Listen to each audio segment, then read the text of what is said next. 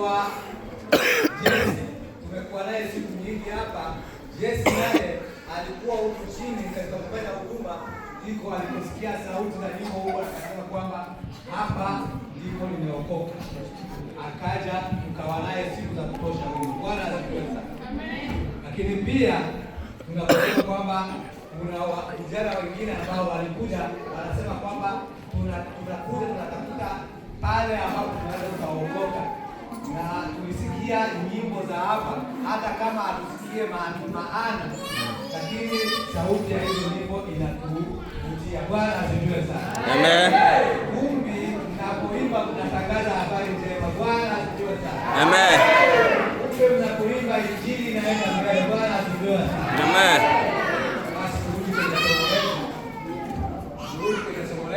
Wale ambao tumekuwa hapa jana tuliweza kupitia mambo 10, tuliweza kufafanua mambo 10, mazingira 10 ya kuzaliwa kwa Yesu Kristo. Na hayo katika hayo yote 10 hatuwezi kuyarudia leo hii. Wale ambao leo tunakwenda kujifunza kuhusu kutafakari uchanga hadi utoto wetu. Amen. Si kwamba tunafuraha maana yake Yesu ameshazaliwa. Yesu alizaliwa usiku wa leo. Na kwa nini alizaliwa usiku wa leo? Waliokuwepo jana walipata ufafanuzi. Ilikuwa ili aje atenganishe giza na nuru, ubaya na wema. Bwana asifiwe sana. Amen. Ile nyota iweze kuonekana, isingeonekana kama angezaliwa mchana. Bwana asifiwe sana. Sasa leo tunaanza kuona mtoto wake hadi kule kuchanga wake hadi kutoka. Hapa tutafakari ni mambo gani yaliyopitika hapa. Neno kutafakari maana yake kuchunguza kiundani, kwa nini hii ilikuwa hivi, kwa ajili ya nini, ni sababu gani. Bwana asifiwe sana. Mwandishi msomi wetu alitusomea Mathayo sura ya 2 mstari ule wa kwanza na akaishia ule wa 2, lakini mafundisho yetu yanaenda mpaka kwenye mstari wa 16. Bwana asifiwe. Na kwanza kabisa tuanze kuelewa maana ya mamajusi. Mamajusi ni watu gani? Ni wenyeji wa wapi kiasilia? Bwana asifiwe. Amen. Mamajusi ni watu ambao hawakuwa Waisraeli, ni watu wa mataifa, ni Waarabu. Hao watu asili yao ni Babiloni ile ya zamani, na Babiloni ya zamani ndio inaitwa Iraki ya leo. Bwana asifiwe sana. Wengine walikuwa watu wa Syria. Syria ndio ya leo, lakini hapo zamani ilikuwa ikiitwa Uajemi. Bwana asifiwe sana. Amen. Hao watu walijifunza nyota. Walijifunza namna gani? Hakuna mtu ambaye alijua kwamba watu wangeweza kujifunza sayari, kujua nyota. Hao watu ndio walianza kujifunza hiyo. Na katika kujifunza hiyo, watu waliwaelewa kama vile wachawi. Bwana atukuzwe. Amen. Watu waliwachukulia kama vile wachawi, waliitwa wachawi. Walionekana kama wanafanya vitu vya mazingaombwe kwa sababu ilikuwa vitu ambavyo havieleweki. Watu hawakuwa wanajua kama vinaweza kufundishwa kisayansi, kielimu. Bwana asifiwe sana. Lakini baadaye ndio ilikuja kuwa elimu ya sayari ambayo leo hii tunaita astronomy. Kwa hiyo wale watu walikuwa wa astrologi. Bwana asifiwe sana. Amen. Sasa kazi yao ilifanyika wakati gani? Usiku wachungaji wanapata habari ya nyota, waongoza kwenda kuona pale alipozaliwa Yesu, na hao wachungaji ndio waliotoa sadaka. Lakini pia mamajusi nao walitoa sadaka. Bwana asifiwe sana. Amen. Mamajusi nao walikuja kana vile walialikwa. Hao walikuja kwa sababu na wao waliona ile nyota, lakini kwa kuwa ni watu wa elimu walifuata utaratibu, wakaenda kwa mfalme. Wakati huo ilikuwa enzi za mfalme Herode. Wakaenda kwa mfalme Herode ili waweze kupata barua ya kuweza kufanya utafiti, uchunguzi. Ile nyota ilikuja na ile nyota inapaswa kuwa imeleta habari fulani. Hiyo habari yote kama hiyo haiwezi kuwa kuzaliwa kwa mfalme, basi tupatie ile tuweze kujua ni wapi ambapo amezaliwa huyu mfalme. Bwana asifiwe sana. Amen. Na kwa kuwa walikuwa na unabii kwamba atazaliwa mfalme wa Israeli, basi wakajua kwamba mfalme wa Israeli amezaliwa. Wakati huo ilikuwa Warumi ndio wanatawala nchi hizo za mashariki, nisiseme nchi yote, walikuwa wametawala. Ilikuwa ni wakati wa dola ya Rumi ndio inakuwa na utawala inamiliki. Hata hivyo Rumi ilikuwa ikituma maliwali wake katika kila nchi. Basi huyu mfalme akawa ameona ndani yake mapinduzi yameingia, akawaruhusu, akawapatia kibali, endeni mkaangalie, mkaone, na mtakapoona John tena nyuma mkaniambie habari. Bwana atuhurumie. Huruma. Watu wengine anaweza akawa katika kanisa, lakini huku bado ni Herode, ni mfalme. Mfalme anakuwa anajisikia kuwa nafasi ya Mungu, kwa sababu Mungu anasema kwamba mimi ni Mungu mwenye wivu, sitamwachia mwanadamu yeyote utukufu wangu. Wafalme na wao pia huwa hawataki. Tunajua Kongo, mfalme Mobutu alikuwa anasema tulikuwa tunamwambia aishi milele, kama vile tunaamini kwamba binadamu yeyote ataishi milele. Kumbe tunajidanganya. Bwana atuhurumie. Huruma. Tuliimba hiyo, nilikuwa ningali wanafunzi, tulikuwa tunaimba aishi milele, libera. Ndivyo hali ya wafalme, na ndio maana akiinuka mtu mwingine ambaye anaweza kuonekana kwamba atakuja kuwa kama yeye, au anaweza kuja kumpindua, au anaweza kuja kuchukua nafasi yake, moja kwa moja wivu unamwingia. Herode alikuwa tayari ameshajengwa na wivu, ili watakapopata habari na kwenye ile yote ilifikia, ambayo ndio imetoa habari ya yule mtoto, aweze kufanya nini? Aweze kumwangamiza yule mtoto. Bwana atuhurumie. Nimeshasema habari mbili, habari ya watu wa elimu ya juu ya sayari ya nyota, na nimeshagusia habari ya nyota. Hebu tuone maandiko yanatuambiaje kuhusu hilo, na kwa nini tuseme kwamba kazi yao ilianza tangu siku ile amezaliwa na hadi miaka miwili. Tukisoma Luka sura ya 2 mstari wa 15 hadi wa 12, tunakuta kwamba mamajusi kazi yao ilianza pale ambapo walipata habari kwamba Yesu ameshazaliwa. Ina maana waliopata habari kwanza ni wanani? Wachungaji. Na wachungaji na wao wakatoa habari. Walipotoa habari ikawafikia na mamajusi wakataka wapate usahihi wa habari. Hiyo ilichukua pale ambapo mfalme aliporuhusu kwamba waanze kuuliwa watu wa miaka miwili na kushuka chini. Ina maana huo wote muda ulikuwa uchunguzi wa hao mamajusi. Bwana asifiwe sana. Amen. Kama miaka miwili uchunguzi unafanyika tangu kuzaliwa kwa Yesu Kristo. Sasa tumeshasema mamajusi, lakini je, mamajusi wana ubaya? Mimi nadhani kwamba ili kupata usahihi wa habari, mfalme hakuaminia sana wachungaji. Mfalme aliaminia watu wenye elimu ya sayari. Basi kumbe elimu inahitajika. Ndio maana Paulo anasema kwamba Yesu yule kwa Roho huyo Mtakatifu.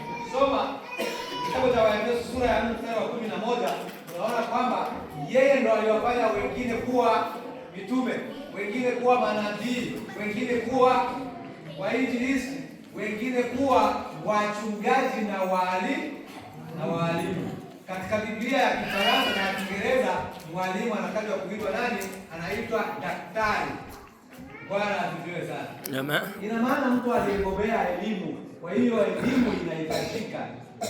Tunakuja Paulo anamwambia Timotheo kwamba mambo haya uliyoyasikia kwangu kwa ushuhuda ya watu wengi, wakabidhi na watu wengine waaminifu, ili na wao waweze kufundisha na wengine. Kumbe kufundishwa kunahitajika. Bwana asifiwe sana.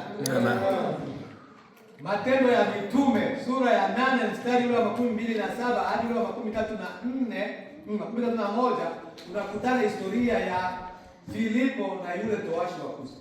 Towashi yule wa Kusi alikuwa ni mtu mwenye cheo, alikuwa ni mtu wa pili katika ufalme wa Ethiopia. Kusi hiyo inasema ndio Ethiopia ya leo. Sasa huyo towashi alifanyaje? Yeye alikuwa naye na elimu, lakini elimu yake haikumtosheleza. Ilibidi pia ajifunze elimu ya nini? Elimu ya neno la Mungu. Elimu ya neno la Mungu. Bwana asifiwe sana. Amen. Alipokuwa katika maongezi na Filipo alimuuliza, umeelewa haya unayosikiliza mimi nasoma?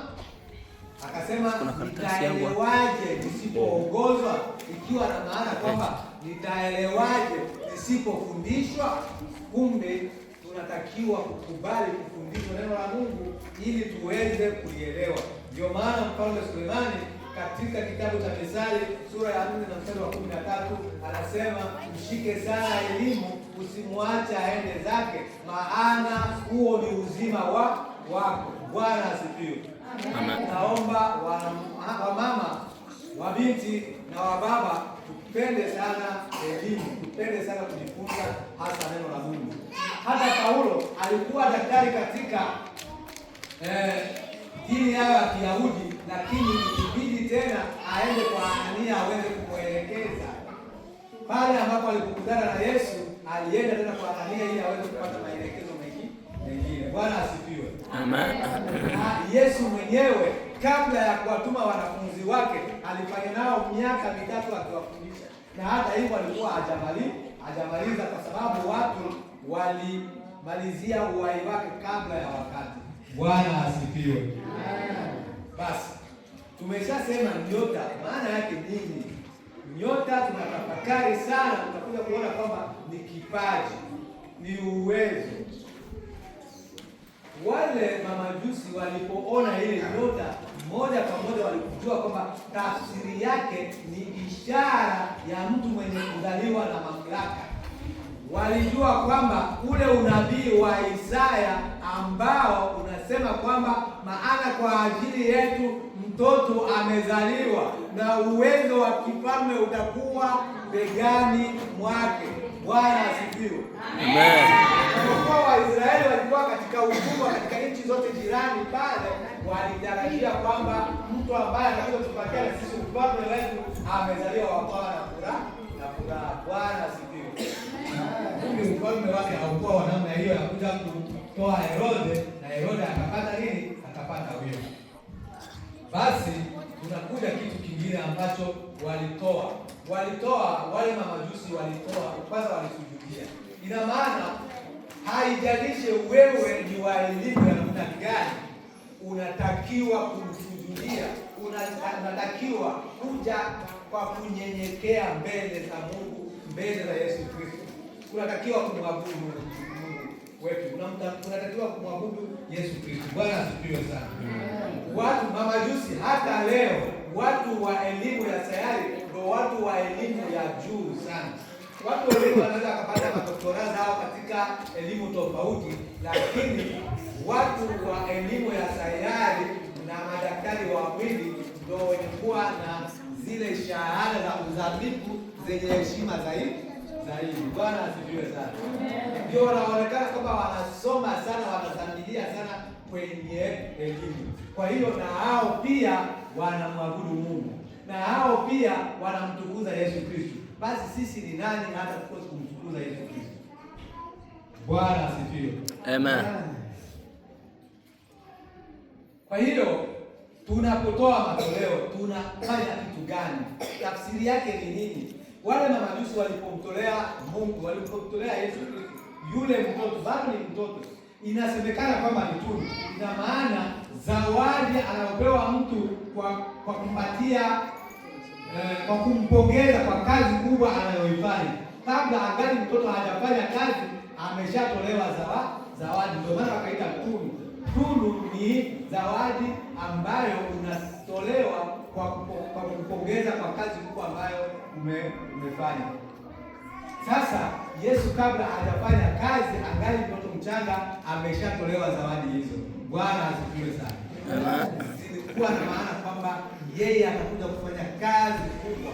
Yeye ni mkombozi. Watu walitegemea kwamba ukombozi wetu unakaribia. Ukombozi wetu umefika. Bwana asifiwe. Na kwa kumtolea hivyo kuna tu andiko hizi mbili ambazo zimeandikwa na Mfalme Daudi na Mfalme Sulemani.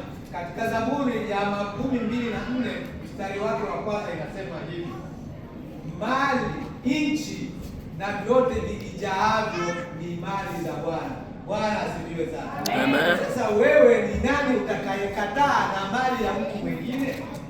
Mungu anataka umtolee hiyo mali kwa sababu ni mali yake, wewe unaibalia. Ndio maana kwenye kitabu cha Malaki anasema kwamba mnaniibia. Usipotoa sadaka, usipotoa zaka kamili unamwibia Mungu. Bwana atuhurumie. Huruma. Lakini nashukuru sana kwa kuwa hii kanisa ina wamama ambao senti ya yule jari ilivyokuwa kubwa ndivyo senti zenu zinavyokuwa kubwa. Bwana asifiwe. Amen. Ndivyo nguvu zenu na juhudi zenu zinavyokuwa kubwa. Bwana asifiwe sana.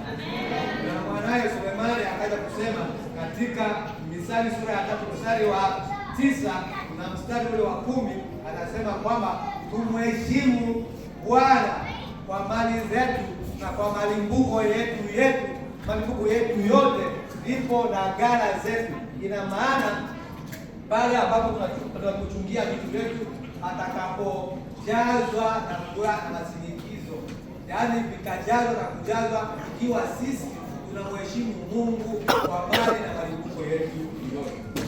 Tuje katika neno ambalo ni sana tunakwenda kulitafakari. Neno la 4 ni ukimbizi. Yesu amekabiliwa kwamba ni mfalme wa ajabu, Mungu mwenye nguvu. Si ndio? Yeah. Imekuwaje mtu mwenye nguvu tena akimbie? Na hili ni swali ambalo watu wanakutana nalo kutokana na madini mengine. Wanasema kwamba mnadanganya watu. Inasema kwamba Yesu ni Mungu mwenye nguvu. Ilikuwaje kwamba Yesu akimbizwe kama alikuwa Mungu? Tutafakari. Cha kwanza ni kwamba Yesu alipochukua mwili wa mwanadamu aliitwa mwana wa Adamu. Bwana asifiwe sana. Amen. Na kama mwana wa Adamu, kila mwili lazima ulipata kuonja mauti, maana ilikuwa ni ardhi. Mtu aliye ndani yake alikuwa ni Mungu, lakini ule mwili aliovaa ilikuwa ni ardhi. Na andiko la Mungu lilikuwa limeshasema kwamba kwa kuwa mavumbi wewe, mavumbini utarudi. Na ndio maana wakaweza kuja kumuua siku ile walikuja kumuua msalabani. Bwana asifiwe sana. Amen. Sasa yeye ni Mungu. Kuna wakati ambao Yesu mwenyewe anafundisha, alisema anapowatuma wanafunzi wake kwamba enendeni ulimwenguni nami nitakuwa nanyi hata mwisho wa dunia. Ana neno lingine aliloliongea kwamba mtakula cha uvisho wala hakitawazuru, mtakanyaka nyoka na nge wala hazitawauma. Bwana atuhurumie. Huruma. Sasa huyu ni Yesu anaongea, wanadamu tunakuja. Shetani anamwendea Yesu katika Mathayo sura ya 4 mstari wa kwanza mpaka ule wa 7, anamwambia unasikia njaa, wewe ni mwana wa Mungu, geuza mawe yao mikate. Yesu alikubali kugeuza mawe kuwa mikate? Hapana. Niulize sasa, kwa sababu sisi Yesu anatuambia kwamba mtakula cha upisho hakitawazuru. Mtu akikuletea sumu kama kunywa hii, Biblia inasema kwamba utakula kitu cha kukuua hakitakuzuru, utakubali kunywa? Hapana.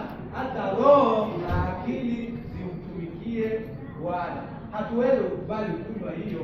Ndio maana Yesu wakakubali kukimbia nayo. Kwa nini walikimbia nayo? Kama mwili, kama mtoto mdogo, walijua kwamba Herode ana mpango wa kuangamiza. Na kweli Herode alitoa amri. Mama Yesu walipokwenda kupata ile habari, Roho Mtakatifu akawaambia kwamba usirudi tena kwa Herode, nendeni kwa njia nyingine. Na wao wakafanya hivyo. Watu wengine ni mamajusi. Leo anaokoka, anamkubali Yesu Kristo, lakini kesho anarudi kwa Herode kumpa taarifa. Ndio maana Yuda anaandika kwamba watu wengine wanakuja kwetu ili waweze kuupeleleza uhuru wetu, waupeleleze uwezo wetu, ili baadaye wapate sababu za kutustaki na kuweza kutuangamiza. Bwana atuhurumie sana. Huruma. Sasa basi tunatafakari hili. Yesu alikimbizwa na yeye ndio Mungu. Wazazi wake wakakimbia naye. Walikimbilia wapi? Walikimbilia Misri. Na watu waliomwokoa ni wanani?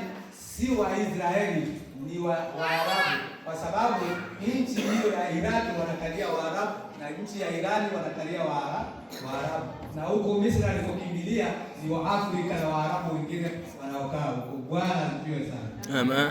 Kumbi kumsaidia Yesu Kristo kufanya kazi yake, haijalishi wewe kuwa mataifa au Muisraeli. Ambao hawajaokoka leo wataokoka, na wao watakuja kufanya kazi ya Bwana. Bwana asifiwe sana. Amen. Ndio maana akasema ule mfano wa kwamba aliwatuma wamoja asubuhi, wengine mchana, wengine hata saa za magharibi. Bwana asifiwe sana. Amen. Kati ya ninyi wote hapo, kila mmoja ana kipaji, kila mmoja na karama aliyopewa na Mungu. Naomba muithibitishe hiyo karama ulionayo. Ndio maana Shetani Herode anakusumbua kwa magonjwa, anakusumbua kwa shida mbalimbali. Niwashuhudia hapa kwamba Ijumaa nilipaswa kupoteza uhai. Ni Shetani anataka kusumbua, ni Shetani tu. Lakini tukawa na watu kwa kukimbilia, sasa kwa kukimbilia sisi tunakimbilia kwa Yesu Kristo. Bwana asifiwe sana. Amen. Kwa maana Yesu akatoa ule mfano wa dhoruba ilipotokea kwenye mtumbu alipokuwepo na yeye amelala mle. Watu walianza kuangalia, watu walianza kuhangaika. Walipohangaika ni mmoja tu ambaye alikumbuka kwamba Yesu analala humu, twende tukamwamshe. Na yeye alipoamka akamuuliza dhoruba ya bahari, ni nani kati yetu ambaye umeamka? Ni nani ambaye unaona kwamba Yesu yupo katika shida yako yote? Kumbuka kwamba yupo Yesu pamoja nawe, maana Biblia inatuambia kwamba Mungu pamoja nasi, ndio maana ya Emmanuel. Bwana asifiwe sana. Ulipo hapa, Mungu yupo pamoja nasi, yuko pamoja nasi. Twende tukafanye nini? Tukamwamshe alipo. Biblia inatufundisha neno moja, tutumie akili. Huyu ni Yesu Kristo mwenyewe aliyesema hili. Yesu alisema kwamba iweni na busara kama nyoka. Si nyoka ndio ilimwangusha Adamu na Hawa? Ndio iliwaletea habari ya kuwadanganya. Yesu anatumia hiyo nyoka, anasema kwamba iweni na busara. Ina maana iweni waerevu sana kama nyoka. Mtu akiwajia na lugha za kudanganya, hata kama angetumia maandiko, hata kama angetumia kusema Bwana amesema, chunguzeni hizo roho. Bwana asifiwe sana. Ndio maana huyo mfalme Sulemani katika kitabu cha Mhubiri sura ya 7 mstari wake wa 17 alisema, usiwe mwovu kupita kiasi. Hatutakiwe kufanya dhambi kupita kiasi, hatutakiwe kufanya dhambi kabisa. Lakini pia inatuambia kwamba usiwe mpumbavu mno, kwani ufe kabla ya wakati wako. Tunapokosa kutafakari kitu, tunapotumia upumbavu, kwamba Yesu alisema kwamba mtakula cha uvisho nacho hakitawazuru, ndio mtu akakuletea sumu, ukachukua ile sumu kunywa, utakufa. Nakuambia kwamba utakufa kwa sababu umefanya upumbavu. Unatakiwa ujifunze kama Yesu alivyojifunza, umwambie imeandikwa, usimjaribu Bwana Mungu wako. Bwana asifiwe sana. Amen. Na katika Wakorintho sura ile yake ya Wakorintho wa pili, barua ya Paulo kwa Wakorintho wa pili sura yake ya 6 na mstari wa 14 hadi ule wa 18, anatuambia, anatuonya, kwa sababu ni vitu vingi ambavyo vinatuzunguka na ambavyo vinafanya kazi ile ile ya kutushawishi, kututoa katika ukweli, kututoa katika uaminifu, kututoa katika utii wa neno la Mungu, kutuingiza katika utii wa udanganyifu. Paulo anasema hivi: msifungwe nira na wasioamini kwa namna isivyo sawasawa, maana kuna ushirika gani kati ya nuru na giza? Yesu alikuja ili atenganishe nini? Atenganishe nuru na giza, ili aifanye nuru kuwa dhahiri. Bwana asifiwe sana. Amen. Nuru kuwa na uwezo zaidi. Kwa nini unawasha taa alafu tena unaiacha chini ya meza, unaitia chini ya kiti? Iweke taa yako juu ya meza ili iangaze watu wote. Fanya mema, mtii Bwana wetu Yesu Kristo, na watu wote wakuone kwamba wewe ni mtiifu kwa Yesu Kristo. Mtu atakayekuja kukudanganya uweze kutoka katika utiifu, mwambie nenda zako. Na hiyo ni kwa sababu neno la Mungu liko kwa wingi ndani yako. Ndio maana Mfalme Daudi alisema kwamba moyoni mwangu nimeliweka neno lako ili nisije nikakutenda dhambi. Bwana asifiwe sana. Amen. Naomba nisiwachoshe sana. Naomba niishie hapo, na Mungu atubariki kwa jina la Yesu. Amen.